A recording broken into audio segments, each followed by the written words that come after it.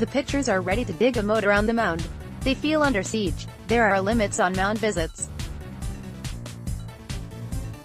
There are limits on time between pitches in the minor leagues.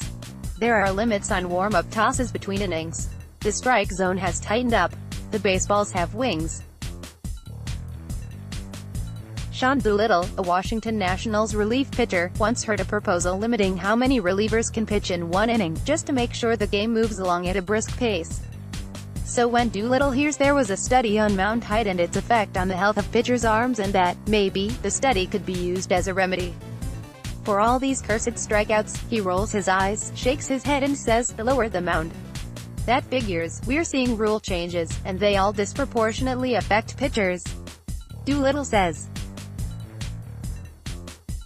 they are trying to add offense while trying to speed up the game. That's contradictory on its face. When attendance or ratings slip, there is a scramble to fix something, anything. The American Sports Medicine Institute, founded by the renowned orthopedic surgeon Dr. James Andrews, conducted a study from 2016-17 that looked at the impact on a pitcher's arm throwing off a mound 6 inches high instead of the current 10-inch MLB mound.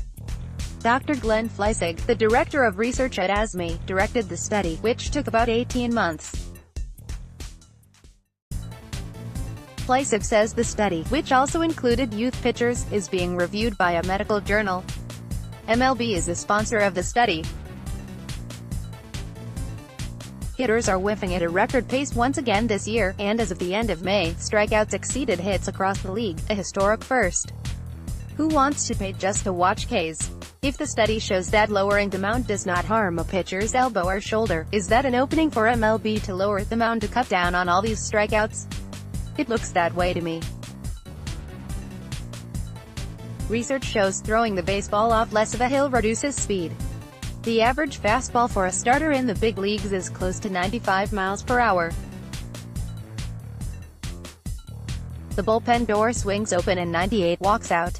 20 years ago there were a couple of guys in the game who threw 100, says Tyler Flowers, the Atlanta Braves catcher. Now it seems like every team has 2 guys who throw 100. Pitchers were so overpowering in 1968 that MLB lowered the mound from 15 inches to 10 inches.